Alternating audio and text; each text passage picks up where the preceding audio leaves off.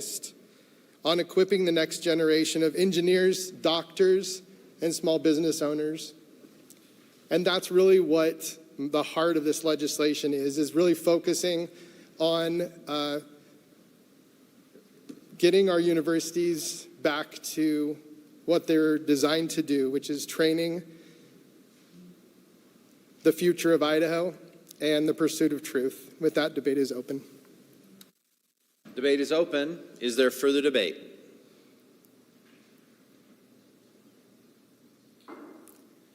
Senator Burtonshaw.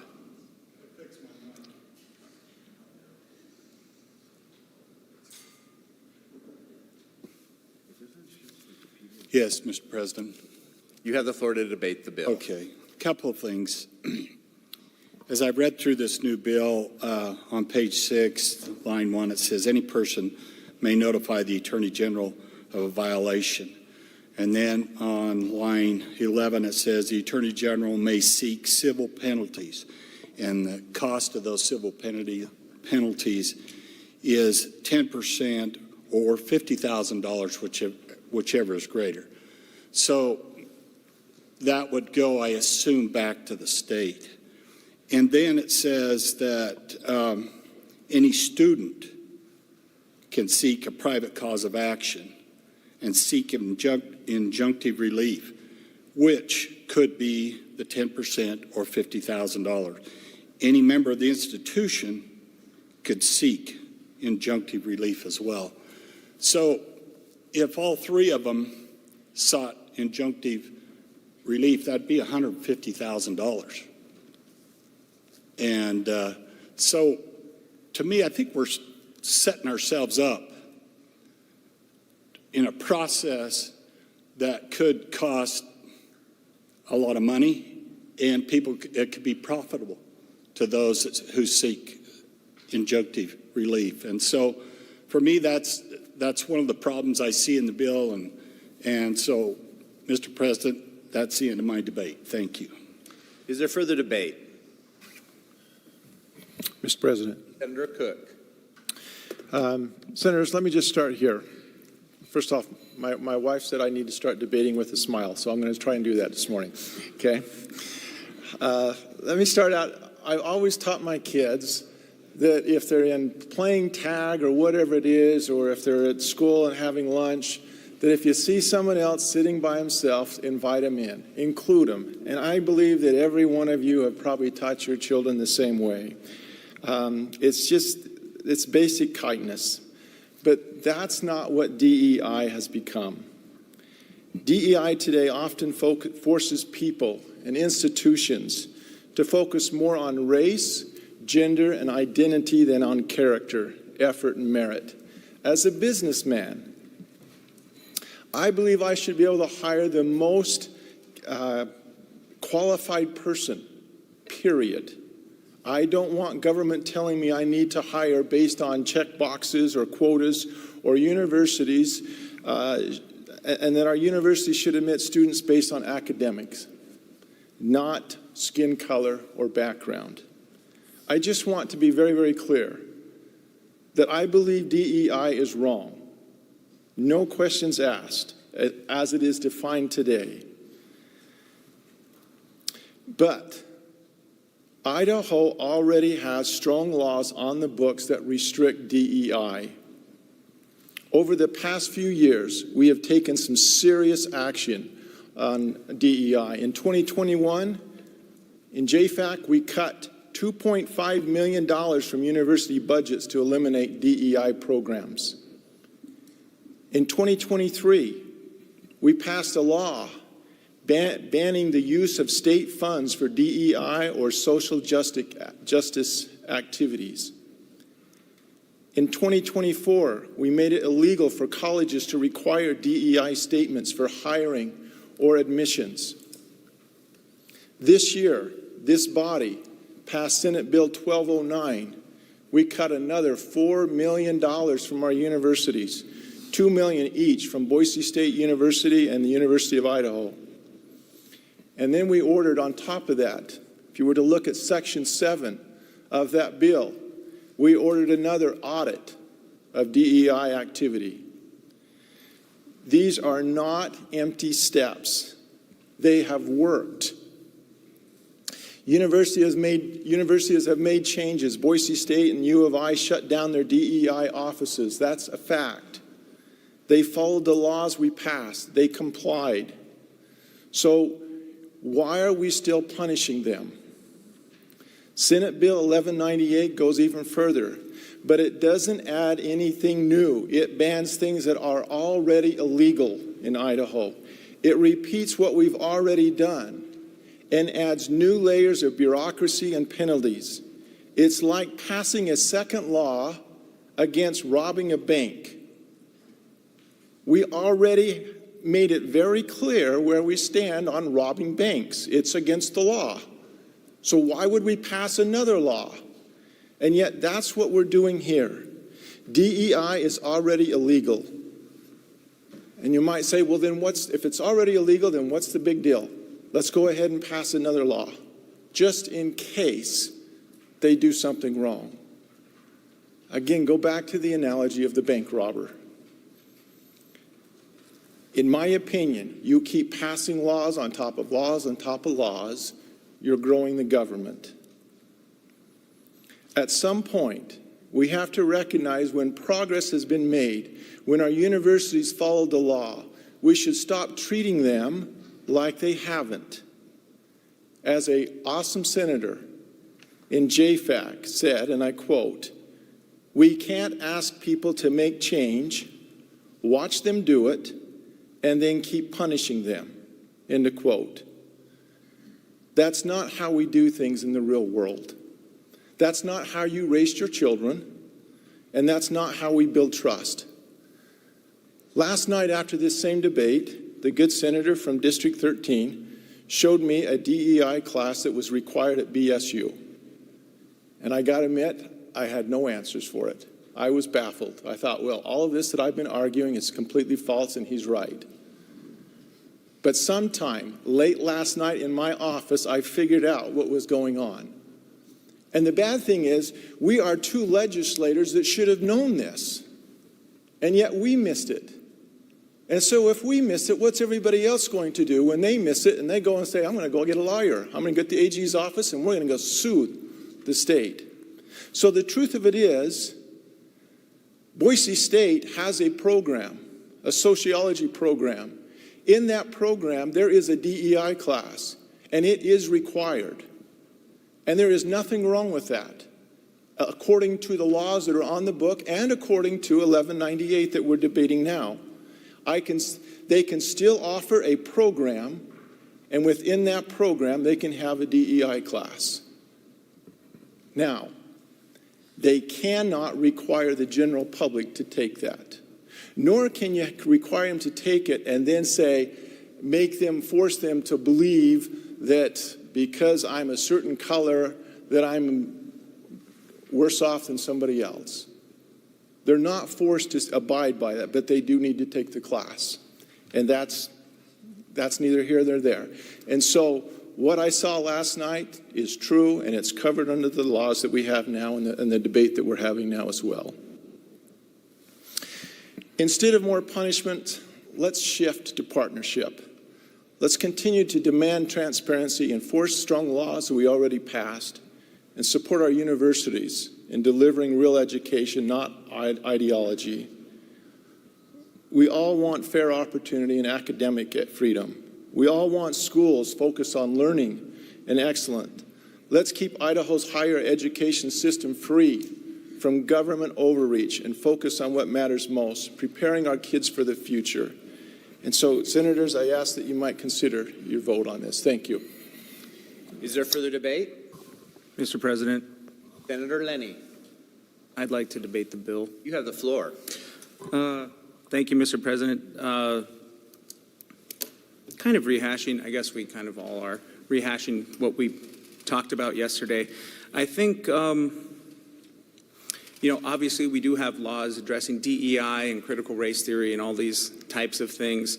And why are we passing new laws? Because the solution to ambiguity in legislation is clarity. We're clarifying and we're honing in on what's existing, because what's existing has not been working, as the senator from 32 just mentioned, just one example of, I think we all heard yesterday on the floor, DEI is not happening in higher ed. And it's like, okay, well, here's just one example. Boise State has a class, UF 200, the Foundations of Ethics and Diversity, that's required. That's one example. The bill sponsor, senator from District 4, has 100 pages that he brought to the DEI interim committee of places where this is currently happening. So it's like if existing law says DEI is illegal and it's not happening, the senator from 4, we had a whole committee on it. He has 100 pages of here's where it's happening, here. So clearly the current laws aren't doing the trick. We can make things illegal all we want. Utah got a lot of praise for essentially doing the same thing, banning DEI, and then it turns out when you look behind the curtain, Utah just kind of reshuffled and renamed everything. So it's like, yeah, we banned DEI, but we just gave it a different name and put it under this umbrella. So these things are still going on. So why are we doing it? Because we need clarity. We've all heard the saying, the beatings will continue until morale improves. Well, until morale improves, we're going to keep clarifying, and we're going to keep pushing, because it's still happening. It's still happening. Is it growing government? I guess it depends on your definition of growing government. We pass multi-billion-dollar budgets in here without even debating, without a thought sometimes. I don't hear a lot of the growing government talk when we pass some of those budgets. So I think it's needed to just clarify what's already existing, Mr. President. It's a good bill, and I still think there's more work to be done here. Thank you. Is there further debate? Mr. President. Senator Guthrie. Thank you, Mr. President. And I appreciated the open by the senator from 4 in terms of trying to end things on a positive note, and I'm going to do my best to do that as well. In fact, to the senator from 32 who was reminded to smile during his debates, I would say that in April, if you don't smile during debates, you get a mulligan. So you might share that with your better half. As many of you know, my granddaughter has served as a page, and I'll probably sufficiently embarrass her this morning. And the reason I say that is I want to kind of refocus on who higher education's for. And it's for, certainly there's a lot of non-traditional students, but most of the time it's a lot of 18-year-olds that are just finding their way in life. And I've watched my granddaughter over the last 6 weeks or so emotionally and just socially mature at an exponential rate. And that's a credit to so many of you. And I say that as I recognize the other pages, and I've just seen that growth. And it's incredible. And that's why the PAGE program is so incredible. And they just flourish in this environment. And the respect they have for you and the respect you show them, I think is just amazing. And so why do I say that? That's because they're transitioning now into what will be their higher education learning environment. And yeah, we can try to put sideboards on, and as the senator from 32 says, we have laws on the books now, and the others are saying, well, we need to tighten that up. Are we going to keep tightening to the point that we seek to put these kids in a bubble? They're going to have to face real life when they get through with their college education. In fact, at my age, I'm still learning and still adjusting to life.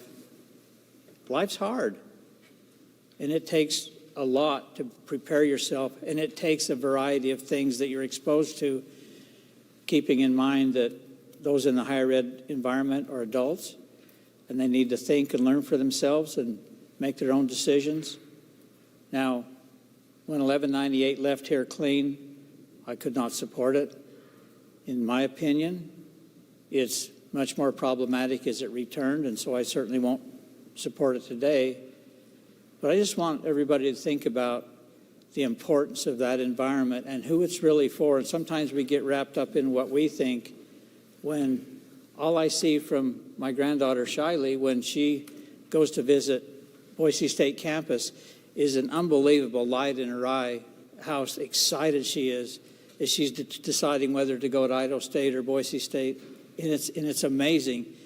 And to see that in your granddaughter and these other youngsters that are pages, it really recenters me on what our focus here needs to be, and that's making that environment so that they can enjoy that college experience. And again, thank you for allowing me a couple of minutes, Mr. President.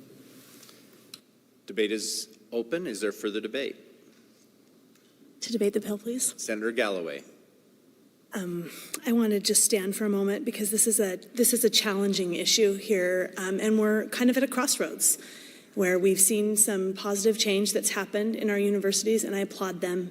And I'm grateful for the work that's been done in these chambers and through our State Board of Education that has expressed the importance of what we see as important Idaho values and our demanding that our universities respect that.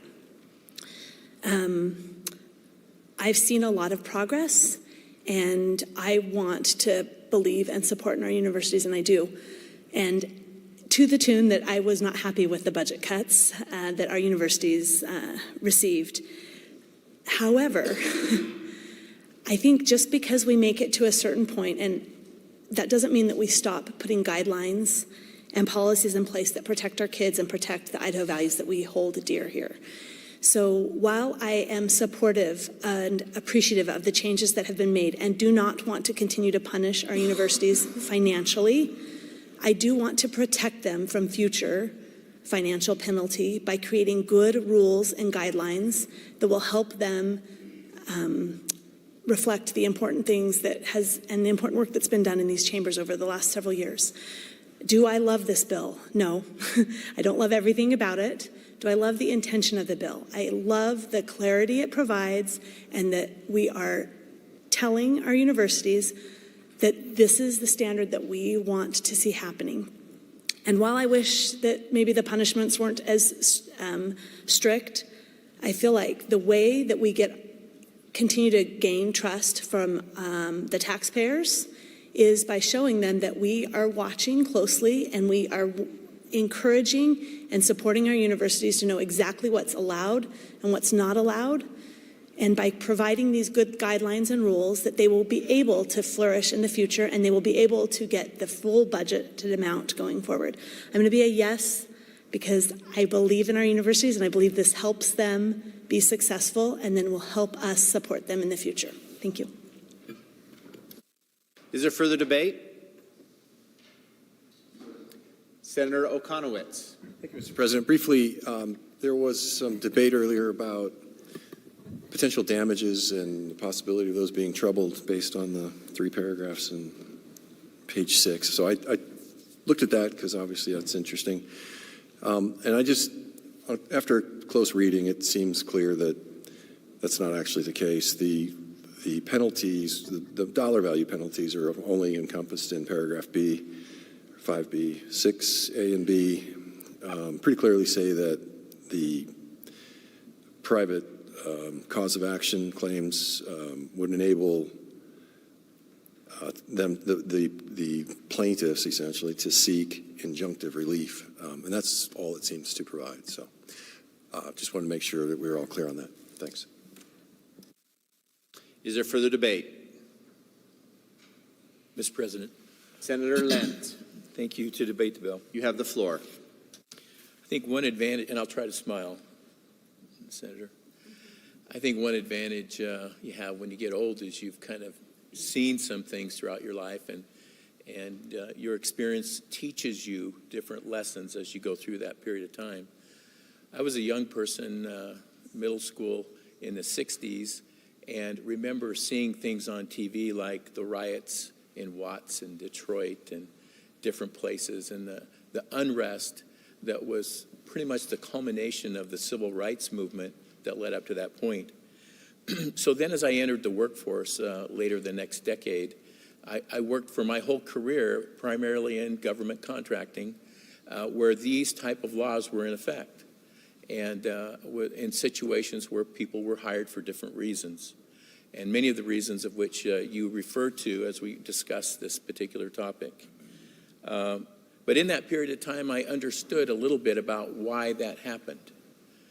But I think we've maybe we're to a point now, and I was discussing this morning, where we're about 50 years out from there. And our culture and our society has evolved. We think of each other differently. I don't know that the same issues that existed in 1972 are the same things we're struggling with socially today when it comes with these kinds of issues. So my debate today is not against the principles associated with DEI. And it's interesting in our time that we have redefined those terms. We've almost made them bad. We've taken those three words, and now there's a bad connotation when we say that, when in reality we value as individuals what they would represent, but the way they're being applied is not necessarily a good thing. I wonder if we go back and look at the legislation, just two things really quickly. The State Board of Education, this last year, so we talked yesterday in our debates a little bit about legislation from 21, 23, 24, and here we are in 25 with more legislation on the same issue. Mr. President, if I could just summarize an action of the State Board, or the State Department, or the State Board of Education in December of 24. I believe it is appropriate to summarize. Thank you. In December 2024, the Idaho State Board of Education approved a resolution banning DEI, diversity, equity, and inclusion initiatives, including student success centers, policies, and initiatives at the state's four-year public universities with a deadline of June 30, 2025 for compliance. I think that's pretty clear.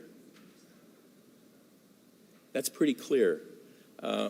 What I'm struggling with is we're now entering into a space where it's okay to go after our universities because we don't agree with what's happening there legally, and opening that door.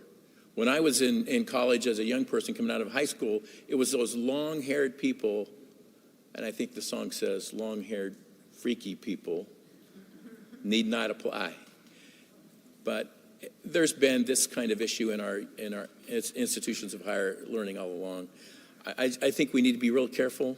I agree with where we're at today, but my concern really today is that we're crossing into territory where we're starting to police our universities and literally fine them, and I'm just concerned where this ends. That's my issue with this bill. Thank you. Is there further debate? Debate a second time, Mr. President. Is there any senator who wishes to debate for the first time? Seeing none, Senator, you may debate for the second time. Thank you, Mr. President. I think it's interesting that sometimes this issue is talked about or spoken about as if it's not happening or we have to dig very deep when we don't have to dig very deep at all. I was just looking up stuff that's easily available online. Mr. President, permission to read from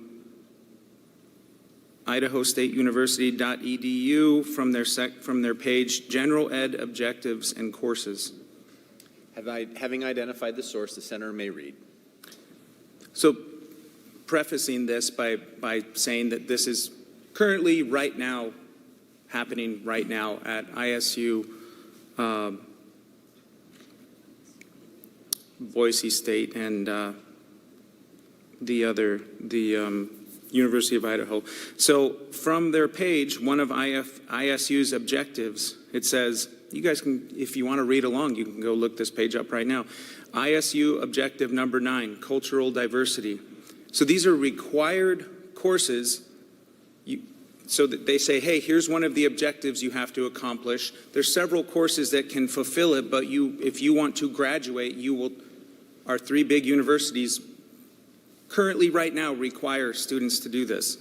So again, this is ISU. Upon completion of a course in this category, and it's ISU Objective 9, Cultural Diversity, students are able to demonstrate the following competencies: identify the defining characteristics of culturally diverse communities in regional, national, or global contexts.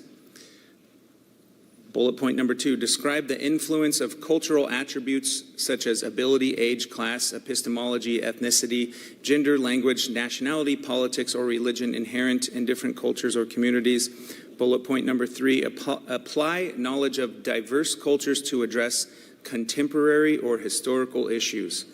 There's a lot of buzzwords in there, but it's currently happening right now. So all of this talk of, we've made this law and we've made this law. Well, what's happening right now, and a state board of education resolution doesn't have the force of law.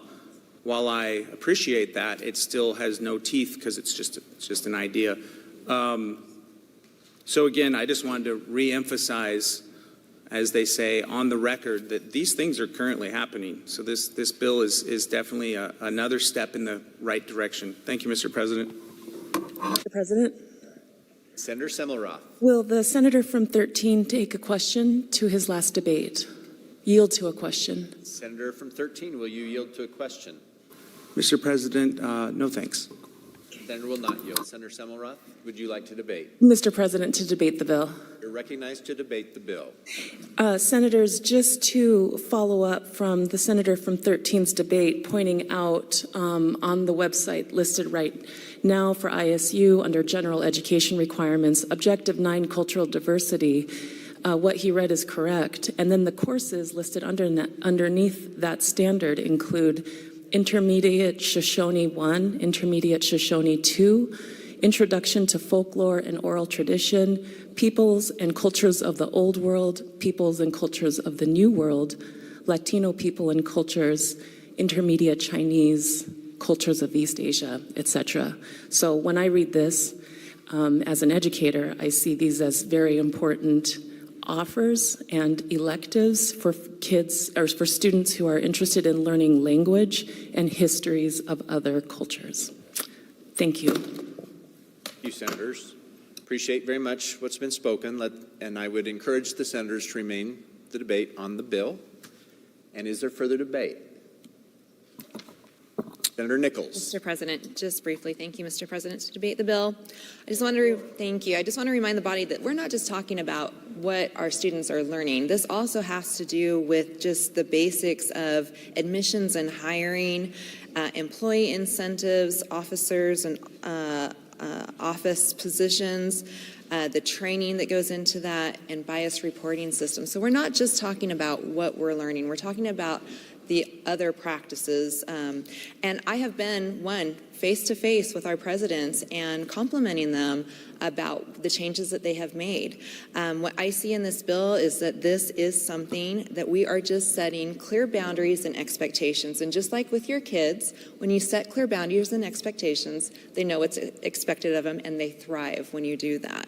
So by removing these programs, by making sure that our hiring practices and our admissions practices are about merit and character versus color and background, what sex you are, all that sort of stuff. We're just getting back to the basics of what education should be, and also for those that work at our colleges and universities. So I think this is a good piece of legislation still. I think even with the changes, I think this just makes a level playing field and keeps people out of trouble. Like we've talked about, there's several that are being investigated right now, several universities that are being investigated right now.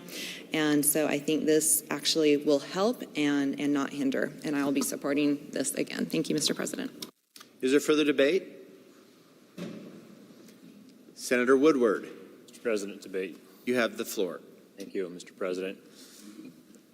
We're probably all familiar with driving through a neighborhood. You can sometimes categorize a neighborhood. You can look at the architectural style. You get into it, and you can tell what decade that neighborhood was constructed. I believe that future legislatures will look back on the civil cause of action and be able to recognize the 2020s. I support Idaho's solutions to Idaho problems. I did vote for this the first time. I didn't agree with everything in it. It has that civil cause of action. I took the Rancher from the 1970s, but we changed the paint job on the Rancher from the 1970s, and I'm no longer comfortable with that. I think that we need to start asking ourselves how to solve our own problems, not with this draft legislation from somewhere else, but to just identify a problem, come up with our own ideas, work together, and stop taking all of the inputs from elsewhere. Idaho can be the best by being ourselves. Is there further debate? Mr. President. Senator Wintrow. Thank you, Mr. President. I just wanted to point out a court case from the United States Court of Appeals for the 11th Circuit in a case called Honey Fund versus the Governor State of Florida.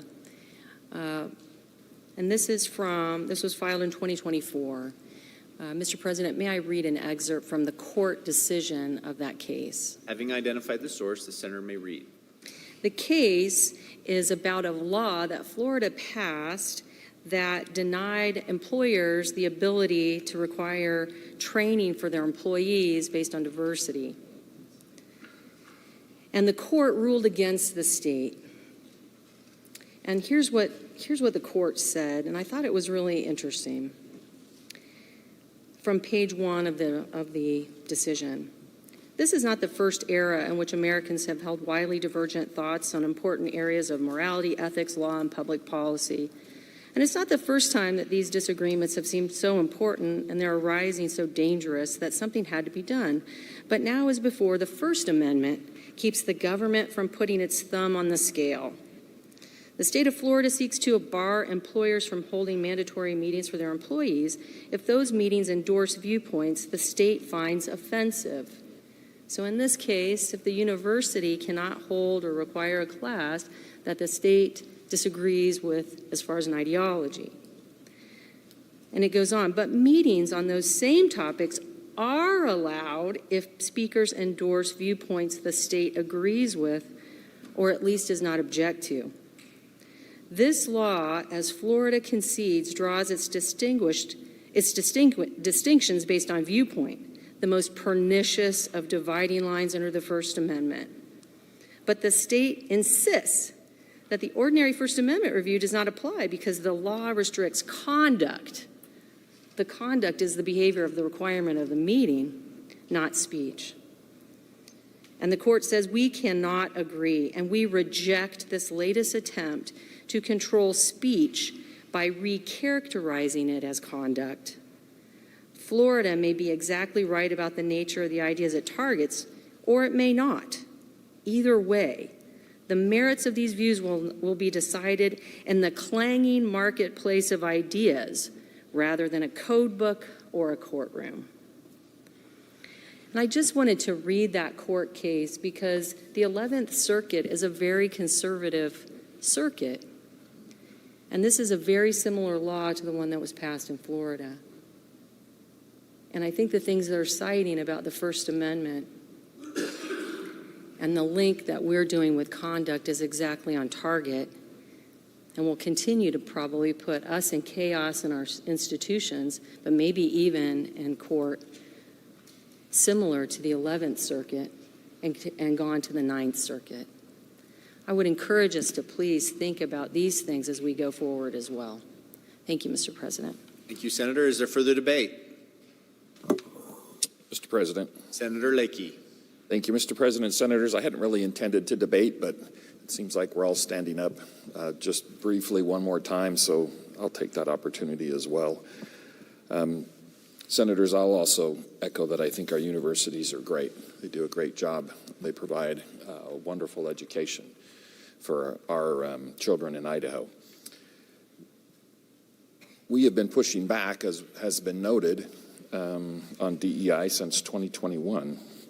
And we push back because DEI has been twisted into forced discrimination. That's the reason we push back.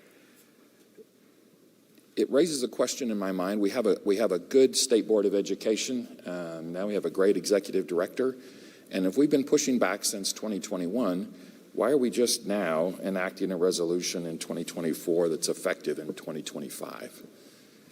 I think that tells us that there has been gaps in the steps that we've taken previously in the legislation that we've passed. And I'll just reference briefly the legislation that we passed in 2024. That was Idaho Code 675909B. And it starts out with a statement that says, hiring and admissions at any public post-secondary education institution shall be based on merit. But it doesn't say what it shall not be based on. So it leaves a gap. What it does go on to say is you cannot require a diversity statement as part of the hiring process. So there's what you cannot do. Don't require that kind of statement. But that leaves a whole door open. As long as you don't require that statement, it doesn't prohibit DEI from being included in that process. What I appreciate about this legislation is it sets out what DEI is very clearly. It sets out how those things are applied, and it sets out the consequences if you violate it. If you don't violate it, there's no consequences. We're not imposing penalties right now. We're providing some clarity. And I would echo, I guess, part of what's been said previously. I hope it ends here. I hope we're done. Again, Senators, I'll be an aye vote on this. Is there further debate? Mr. President, Senator Bierke. I too was not planning on debating this bill this morning. I will keep a smile on my face. I thought I was going to be coming in here and having some nice chats and maybe recessing till next week.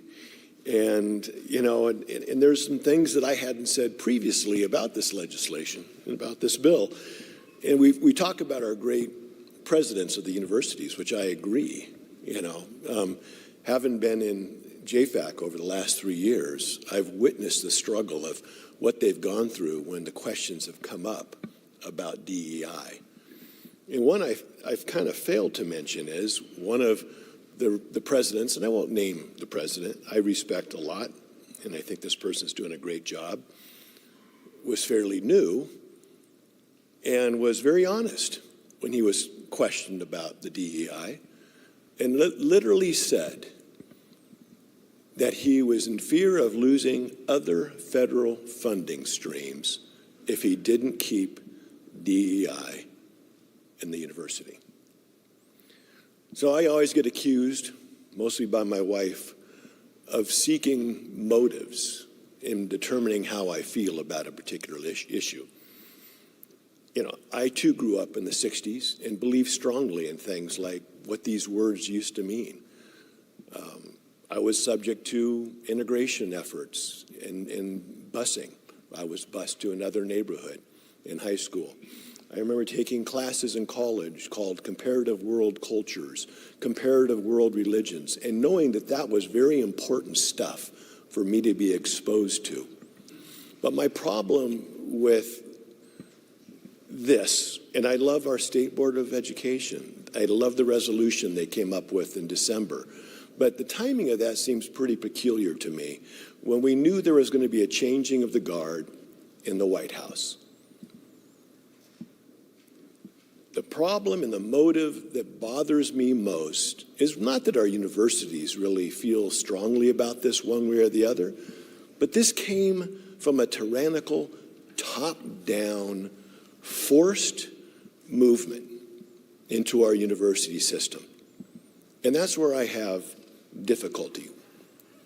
And when we talk about the future of this, we have to think about if this was a top-down, tyrannical, imposed imposition to our university system. The next time we change the government at the national level, if we have something something like this in place, I think we're setting up Idaho in a better way for the future. I don't see this as punitive. I see this as providing guidelines and structure in our voice, saying to the future if anybody who wants to, again, impose their will on Idaho, that we feel this strongly about this, and gives our universities a little bit of an area where they can push back. And for that, I'm for this legislation, and it'll be an aye vote. Is there further debate?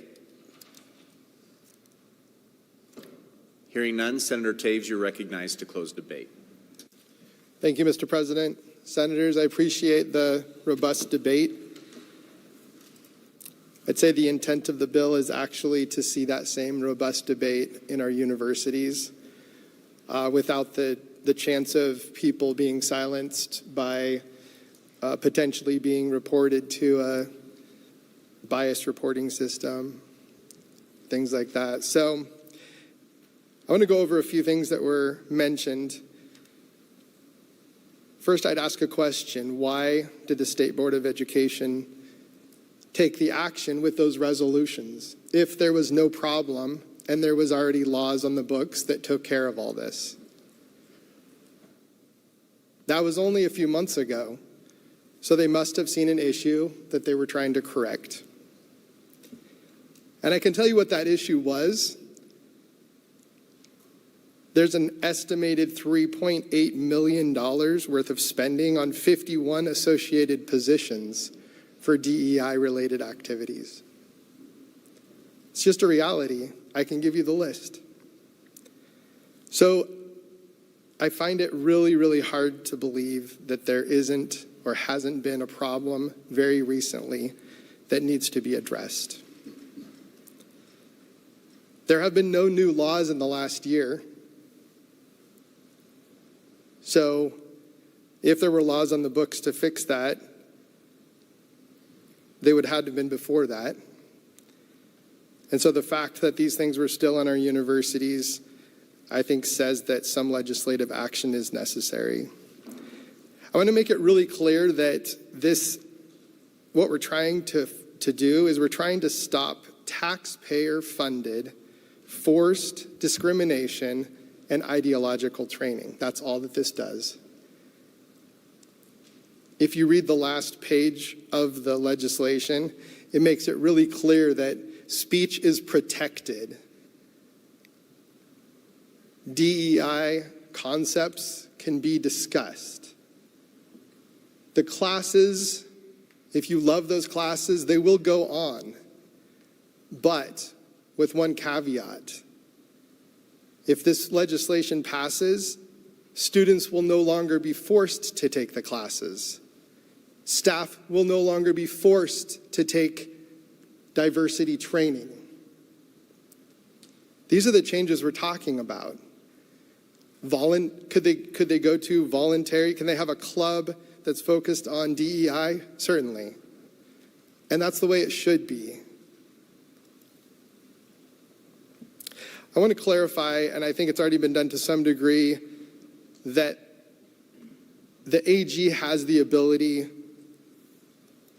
to levy fines up to certain amounts based on this legislation.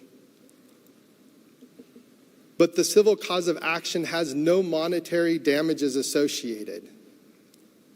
There was in one draft a long time ago, but those were all taken out. There's no monetary damages associated. It is only injunctive relief. So what is injunctive relief? Injunctive relief is simply making the organization get into line with the law, using a court order to compel to do or to refrain from doing a specific action that is in violation with this law. So it allows the students to have the ability to say, I'm being forced to take this class, I'm asking for it to stop. That's not monetary damages. There's no triple damages. And I understand how that could be misunderstood, but I just want you to know that, that's the case. In closing, along this path of discussing this legislation with the universities, I was asked the question, what is my vision for the future of our institutions of higher education? And I can tell you what it is. It's that our dollars and our resources are fully focused on the important goal of equipping the future of Idaho. And I hope that you can get on board to refocus our institutions with me. Debate is closed. Debate is closed. The question before the Senate is, shall Senate Bill 1198 as amended in the House pass the Senate? The Secretary will call the roll. Adams. Aye. Anthon. Aye. Byrne. Bierke. Blaylock. President, 60 seconds. Senator Blaylock, you have 60 seconds to explain your vote. Thank you, Mr. President. Although I don't love the new amendments and kind of the way that they came about, as I continue to read this bill and hear the debate about it, the more I like this bill. It's clear and it helps give more guidance. So with that, I will vote yes. Senator Blaylock votes aye. Burtonshaw. Cook. Den Hartog. Foreman. Galloway. Grow. Guthrie. Harris. Hart. Kaiser. Cole. Blakey. Lenny. Lent. Nichols. Okonowitz. Ricks. Ruckty. Semoroff. Shippey. Taylor. Mr. President. Senator Taylor. 60 seconds, You have please. 60 seconds to explain your vote. Thank you. First, I would like to thank the powers that be for offering us all the opportunity at 50 different flavors yesterday instead of just vanilla. I'll be a no. Senator Taylor votes nay. Taves. Van Orden. Mr. President, 60 seconds. Senator Van Orden, you have 60 seconds to explain your vote. Thank you, Mr. President. I was on the DEI working group, and I supported the recommendation that came out of there. I also appreciated the good faith actions that were happening as this bill was getting massaged in the Senate, and I appreciated the changes that were made and supported Senate Bill 1198.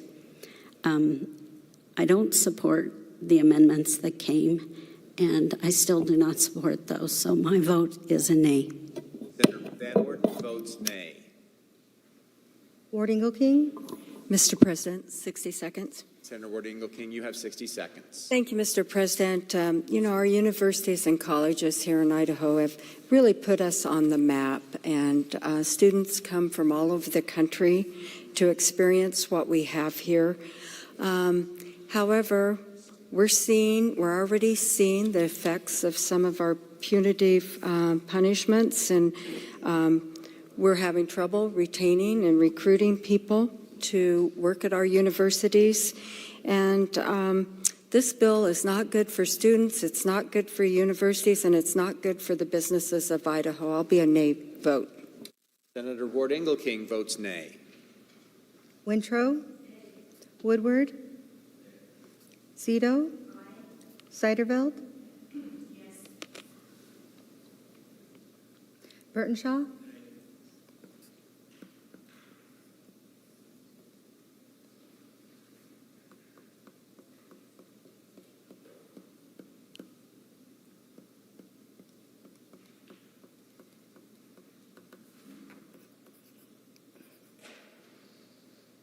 There is also a paired vote. Senator Carlson votes aye. Senator Robbie votes nay. Roll call shows 23 aye, 12 nay, 0 absent or excused. A majority having voted in the affirmative, Senate Bill 1198 as amended in the House has passed the Senate. Is there a correction to title? Hearing none, the title is approved and Senate Bill 11